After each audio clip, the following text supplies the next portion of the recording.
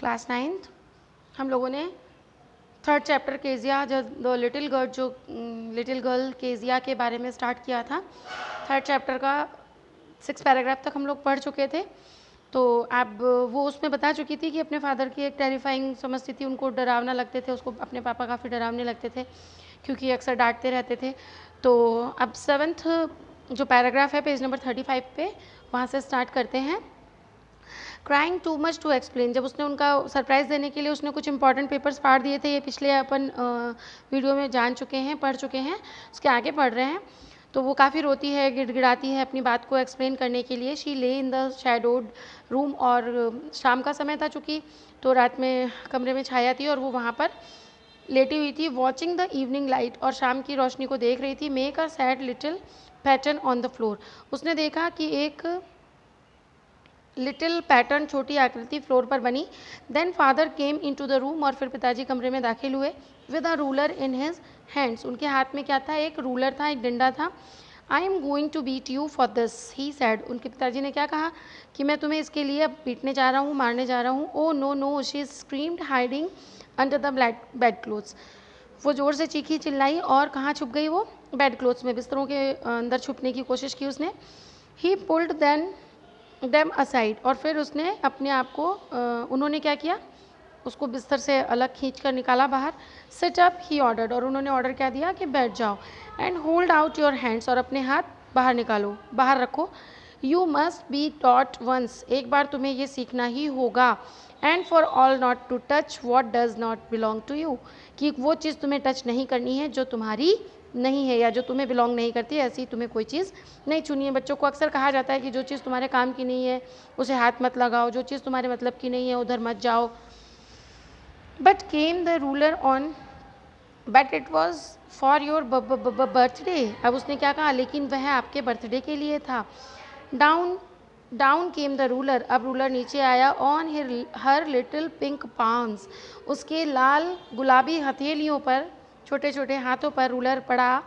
Hours later, घंटों बाद। When grandmother had wrapped her in a shawl, घंटों बाद उसकी दादी जी उसे रैप करके बैठी हुई थी शॉल में।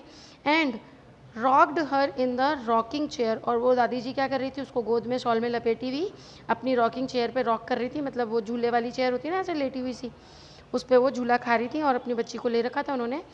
The child clung to her soft body, और बच्ची जो है उनके सॉफ्ट बॉडी से लिपटी हुई थी, चिपकी हुई थी डर के मारे। What did God make fathers for, अब क्या कहा उस बच्ची ने अपनी दादी से? किस लिए पिताजी को बनाया है भगवान ने? शी सॉफ्ट, वो रोती जा रही थी और कहती जा रही थी। हेयर्स अ क्लीन हैंकी, यहाँ एक साफ़ सुथरी हैंकी पड़ी है। डार्लिंग, मेरी प्यारी बच्ची।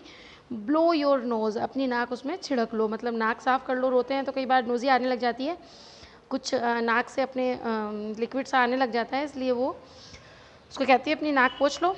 गो टू स्लीप, और सो जाओ। पेट, प्यारी बच्ची। You will forget all about it, इन सबको तुम भूल जाओगी इन द मॉर्निंग, सुबह तक। I tried to explain to father but he was too upset to listen tonight, मैं तुम्हारे पिताजी को बाद में एक्सप्लेन करूँगी, लेकिन आज वो कुछ भी सुनने के लिए सक्षम नहीं है, मतलब आज वो गुस्से में है, उनके कुछ इंपॉर्टेंट पेपर्स है जो तुमने फाड़ दिए। But the child never forgot, लेकिन वो बच्चे लेकिन जो है क्या है, कभी नहीं भूली। नेक्स्ट टाइम, अगली बार, she saw him, she quickly put both hands behind her back, जैसे उसने उनको देखा अपने दोनों हाथों को उसने क्या किया? पीछे छुपा लिया। And red colour flu into her cheeks, और एक लाल रंग उसके गालों पर दौड़ गया। अब ये देखिए, बात को थोड़ा सा घुमा करके कहा गया है कि यानी एक लाल रंग उसके गाल जो हैं डर के मारे क्या हो गए? लाल हो गए, भयभीत हो गई वो उनको देखकर, और अपने हाथों को तुरंत उसने बैक साइड में छुपा लिया। The McDonald's lived next door, McDonald's जो अगले घर में रहते हैं। दे हैड 5 चिल्ड्रन, उनके 5 बच्चे हैं। Looking through a gap in the fence, the little girl saw them playing tag in the evening, और थोड़ा सा बाड़े जैसा कुछ गैप है उनके घर में और उनके घर के बीच में, तो वो छोटी बच्ची अक्सर उन्हें देखती थी खेलते हुए शाम के समय अपने बच्चों के साथ। The father with the baby, यानी फादर जो है वो अपने बच्चों के साथ खेलते थे।